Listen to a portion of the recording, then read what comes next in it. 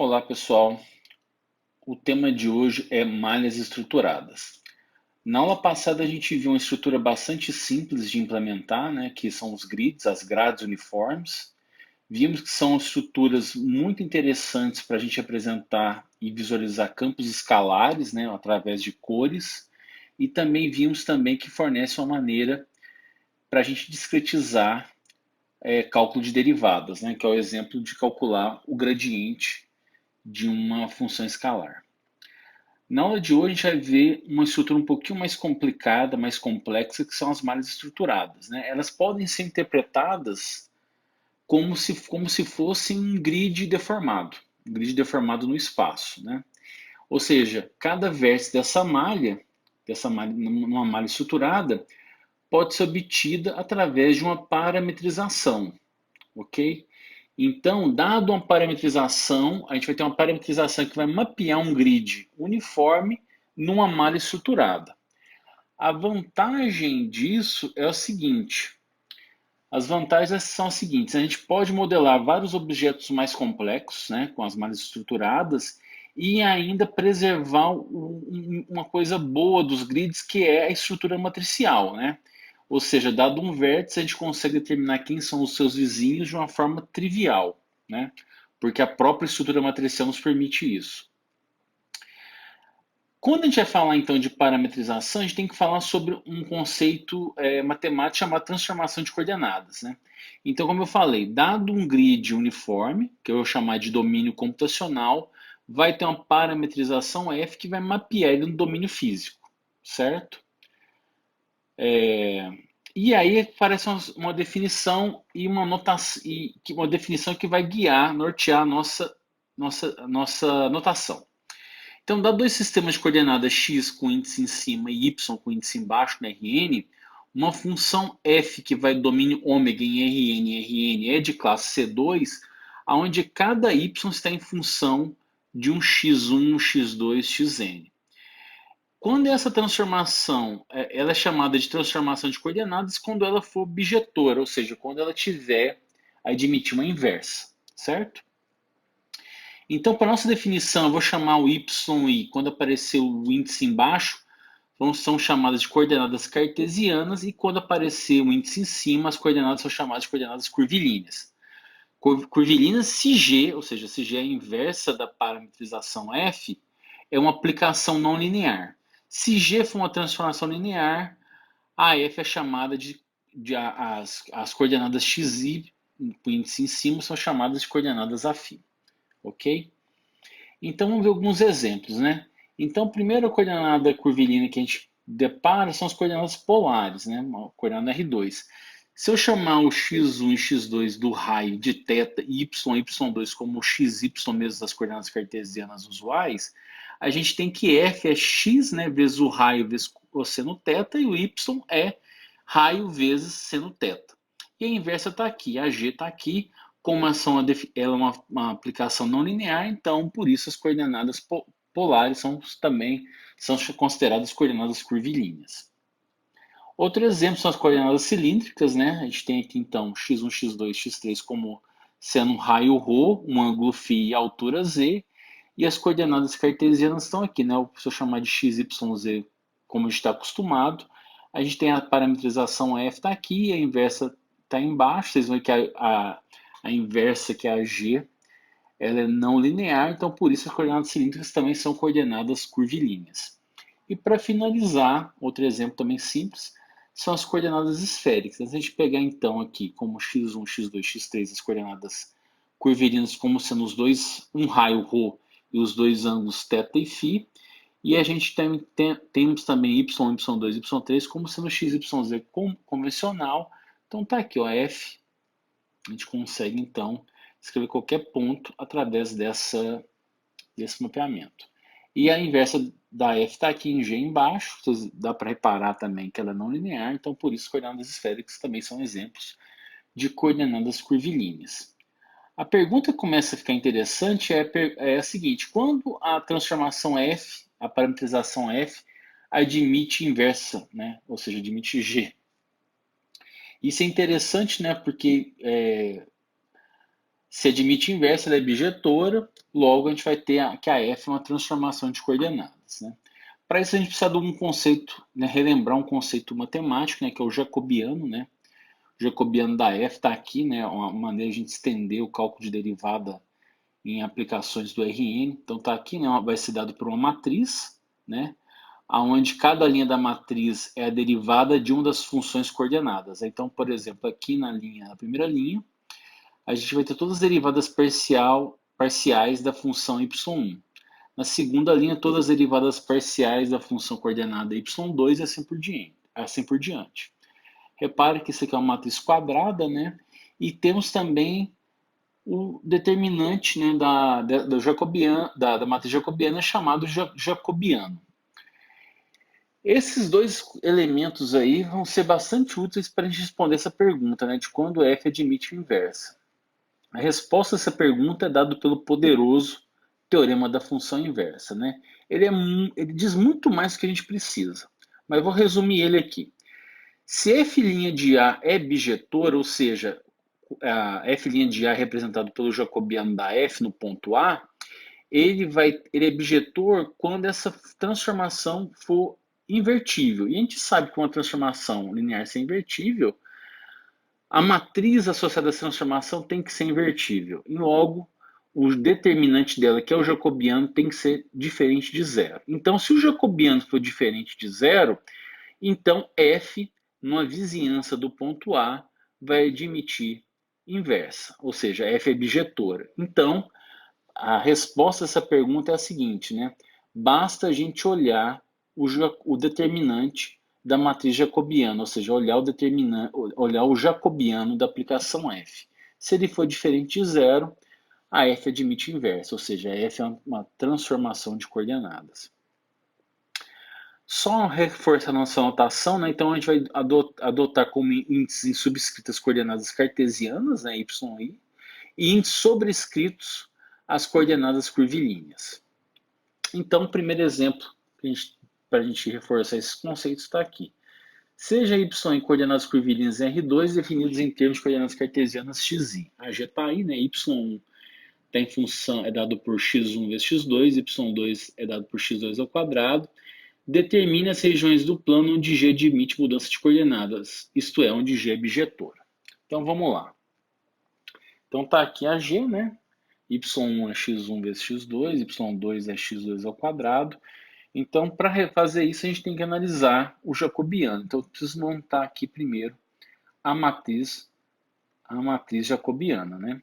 Então, a primeira linha dela, a gente sabe que é só pegar a primeira função e derivar em relação a x1 e x2. Então, y1, derivada de y em relação a x1 vai dar x2. E aqui essa é a derivada de y em relação a x2, que dá x1. Agora eu vou fazer com y2. Derivada de y2 em relação a x1 é zero, né, porque não tem x1 nessa expressão. E depois derivada de y2 em relação a x2 vai dar 2x2. Então tá aqui.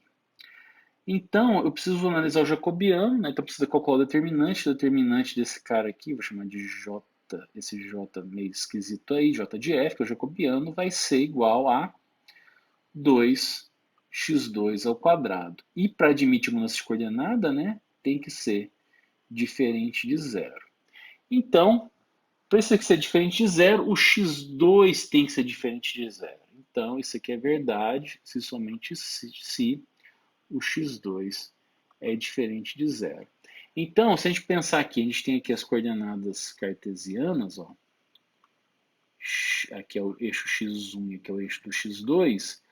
Então, a resposta é, então, todos os pontos que estão morando nesse semiplano aqui e todos que estão morando no semiplano abaixo possuem transformação de coordenada. Ou seja, a região, então, do plano que admite mudança de coordenada vai ser os dois semiplanos, né? O x2 menor do que zero, união com x2 maior do que zero. Certo? Então tá aí a resposta desse problema. Continuando, né?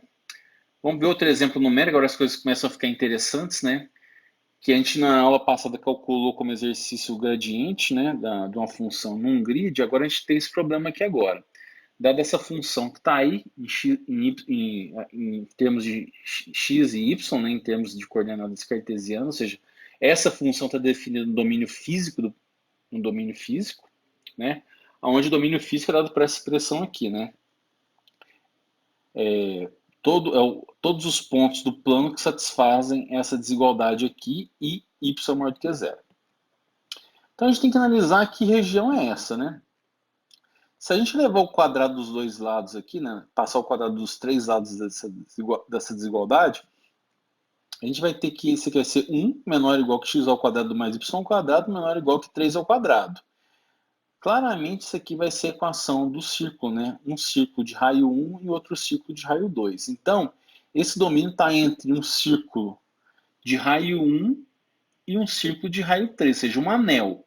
Mas não vai ser exatamente um anel porque eu tenho essa outra desigualdade. Eu estou pegando só a parte de cima do semiplano, né? Então, se aqui é um anel e eu vou pegar só metade dele, então a gente vai ter, no final das contas, uma ferradura, né? Então tá aqui. Então essa função f ela mapeia esse domínio físico, que está em termos de coordenadas curvilinas é r e θ, nessa ferradura. E f é dado por essa expressão aqui, ó. X igual a 1 mais 2r vezes cosseno de π e y é 1 mais 2r de seno de π. Minha pergunta agora é o seguinte, né? Já conhecendo a expressão, já dada essa expressão aqui dessa parametrização f, minha pergunta é qual região do domínio computacional, né? Então, para ir, então a gente olha aqui, né? O raio tem que ir de 1 até 3, né? Quando o R for 0, vai dar 1. Quando o R for 1, dá 3, né? Para os dois raios. Então, aqui, então, tudo indica que o R vai de 0 até 1. Né? Aqui, então, ó, vai de 0, aqui vai de 0 até 1. E aqui, ó, eu preciso dessa parte, né? Então, aqui o meu ângulo vai ter que ir de 0 até π. Só que a minha expressão já é π θ. Então, quando θ for 0, vai dar cosseno de 0, ok. E quando o θ for 1, vai dar cosseno de π. Beleza, então tudo indica que o θ também vai de 0 a 1. E, de fato, o nosso domínio computacional vai de 0 até 1. Repare que nosso problema é calcular o gradiente da função definida na ferradura, não aqui. Então, por isso que chama domínio computacional também, né? Por que chama domínio computacional? Porque calcular a derivada aqui no grid, a gente viu na aula passada, que é muito mais fácil de calcular aqui. Aqui a gente pode usar simplesmente uma diferenças finitas para calcular a derivada, ou seja, o gradiente em cada ponto, em cada vértice desse grid. Só que a gente quer calcular no domínio físico, né? E para isso a gente vai precisar da transformação de coordenadas, onde que ela vai entrar no cálculo dessa derivada, né? Então, só vou fazer umas contas aqui para a gente ver rapidinho aqui, para vocês verem como calcular essa derivada. Então, vamos relembrar então. A gente quer calcular, o que a gente quer calcular? A gente quer calcular as derivadas em relação a x e a derivada de f em relação a y, ou seja, as derivadas parciais, mas no domínio físico, né?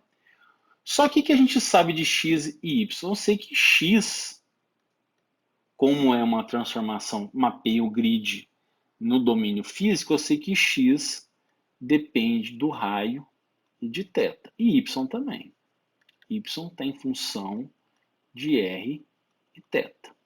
Então vamos fazer o seguinte, então. Aqui eu já não sei calcular, mas como é que ficaria então a derivada de f em relação a r? Certo? Em x, y.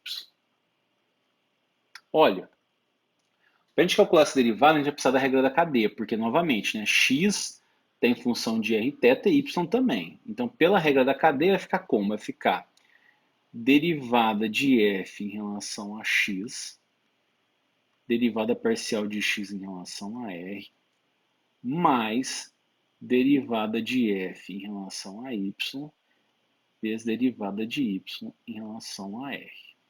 A mesma coisa, então, eu posso pensar no na derivada parcial em relação a θ de x, y.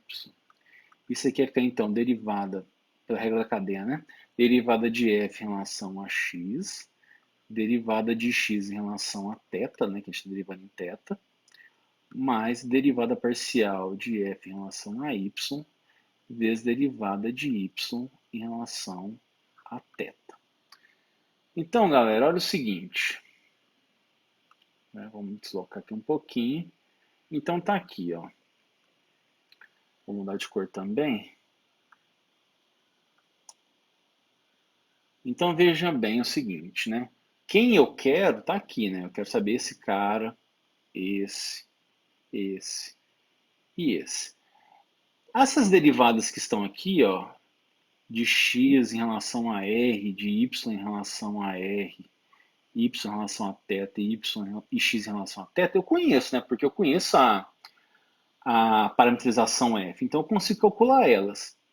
Essas derivadas que estão lá do esquerdo, eu também sei calcular, né? Porque como elas estão definidas num grid uniforme, eu sei usar diferenças finitas na pior das hipóteses para calcular essas duas derivadas parciais. Então, se a gente escrever esse problema em forma matricial, como vai ficar? Né? Vai ficar assim, né? Vai ficar derivada de f em relação a r, derivada de f em relação a θ, que eu conheço, eu sei calcular, igual uma matriz aqui, né, derivada parcial de x em relação a r, né, porque isso aqui a gente pode considerar como multiplicação de matrizes vetor, né, derivada parcial de x em relação a r, de y em relação a r, aqui embaixo, de x em relação a θ e de y em relação a θ. E aqui o vetorzinho que a gente quer determinar, né, de derivada parcial em relação a x e derivada parcial em relação a y. Repara que a gente cai num sistema linear, né? Então, para a gente escrever esses caras aqui em função das derivadas parciais em relação à parametrização, esse cara aqui tem que ser invertível, né? Mas se a gente olhar bem para ele, ele vai ser quem?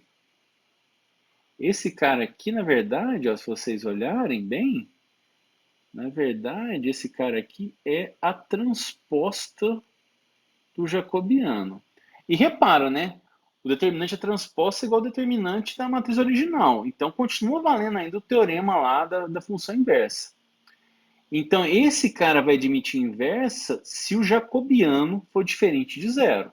Então, se isso for verdade, né? Se o jacobiano for diferente de zero, eu posso multiplicar pela inversa os dois lados. Então, vou voltar para meus slides, então. Né? Voltando para meus slides aqui. Então, tá tudo que a gente fez aqui, ó, usando a regra da cadeia, derivei em relação a f em relação a r a θ, escrevemos na forma matricial, e agora eu vou passar, multiplicar pelos dois lados à esquerda a inversa dessa matriz aí. E aí a gente tem essa expressão. Só como essa é uma matriz 2 por 2, a inversa dela tem uma formulazinha, né? Não sei se vocês vão lembrar, né? É 1 sobre determinante, né? É 1 sobre determinante. Aqui a gente troca o sinal aqui, né? Muda esses dois caras aqui da diagonal principal de lugar e divide, multiplica por 1 sobre o determinante dela. Então, tá aí, né? Isso que eu falei. Então, troquei o sinal da diagonal secundária, mudei os elementos da diagonal principal de lugar e multipliquei por 1 sobre o determinante, que no caso é o jacobiano. Então, tá aí. Então, a gente consegue calcular, então, o gradiente, conhecendo a parametrização, a gente consegue calcular o gradiente em cada vértice da malha estruturada, ok?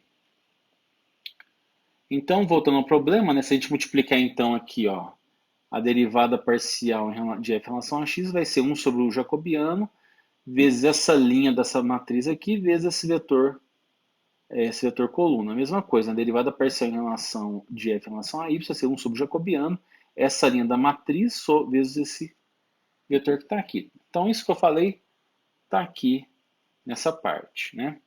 Só que a gente precisa calcular o jacobiano, né? Então, estou calculando as derivadas parciais lá, dessa parametrização aqui, né? Calculando, então, a gente tem que calcular as derivadas parciais de x em relação a rθ, de y também em relação a rθ, para montar aquela matriz. Fazendo essas contas, ó, tá aqui a matriz. Ó. Então, a matriz, aquela matriz, né, a transposta da jacobiana da f está aqui. E se a gente calcular o determinante dela, que é o jacobiano, também vai dar essa expressão aqui. Note que para ser uma transformação de coordenada, né, admitir inversa, esse cara tem que ser diferente de zero. Mas notem que essa expressão só depende do raio. E o raio está definido no intervalo 0 e 1. Então, para nenhum valor de R, para todo valor de R, o jacobiano vai ser diferente de zero, certo? Então, a gente tem uma transformação de coordenada para todos os pontos desse domínio. Então, moral da história, né? Agora a gente pode substituir então aqui, ó, nessa expressão aqui as derivadas parciais aqui, ó, que está nessa matriz aqui, né? E a gente vai ter no final das contas essa expressão aqui, que vocês estão vendo. Então acabou, né? Eu conheço esses valores aqui. O que vocês estão vendo aqui que a gente não sabe a priori são os valores que estão em rosa. Mas a gente sabe calcular. Aqui a gente basta usar diferenças finitas no grid lá do domínio computacional. E para isso vocês podem usar a função gradient do MATLAB, né, que a gente usou também na aula passada. Então, eu só vou construir esse domínio para vocês verem e vou mostrar a solução e vou deixar como exercício vocês fazerem essas contas, ou seja, visualizar todo o campo, tanto o campo escalar com o comando pcolor, como o campo gradiente na ferradura. Lembrando que é dado por essa expressão aqui. Então vamos lá no MATLAB, vou mostrar para vocês então. Então aqui vamos definir então, eu vou pegar então a partição no intervalo 0 e 1, né, com o space, entre 0 e 1, vou pegar 16 pontos igualmente espaçados. Agora eu vou criar com o comando meshGrid uma discretização para o rθ, né? No fundo eu estou criando aqui o domínio computacional, que é igual meshGrid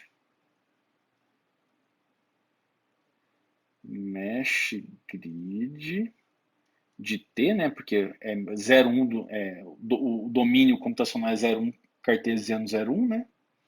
E agora eu vou definir meu x. Meu x vai ser quem? Vai ser duas vezes R mais 1, ponto estrela, cosseno de π vezes θ. Meu yzão vai ser duas vezes R mais 1, ponto estrela, seno de π θ. Então minha parametrização está construída, né? Então eu estou levando o domínio computacional no domínio físico. Agora eu quero visualizar o domínio físico. Para isso eu vou usar aquela função que eu passei no slide anterior, que é o meu plot grid. Repara que essa função tanto funciona desde que ela tenha uma estrutura, desde que ela seja uma malha estruturada, ela funciona tanto para um grid como para uma malha estruturada geral, né? Então, eu passo aqui e aí está o meu domínio físico, né? É o grid deformado, né? Esse grid 16 por 16 deformado. E agora eu vou mostrar o que eu espero que vocês façam como exercício, né? Que é essa função que eu chamei de aula 9. Então tá aí, ó. Eu peguei uma mesma coisa, né? Peguei lá o domínio. Vou até aumentar. Eu peguei então o domínio físico, avaliei aquela função f, que está no slide. E repara, né? A cor, né? Então, de novo, a função f cresce do azul para o amarelo. Então eu espero que o meu campo gradiente aponte para a região de maior crescimento dessa função. Só que é definido nesse grid. E agora eu vou plotar meu campo. Então tá aí. Meu campo está em branco, né? Meu campo vetorial se separa, né? Está saindo do azul e convergindo para o amarelo. É isso que eu quero que vocês façam como exercício. Então, me despeço de vocês. Até a próxima aula.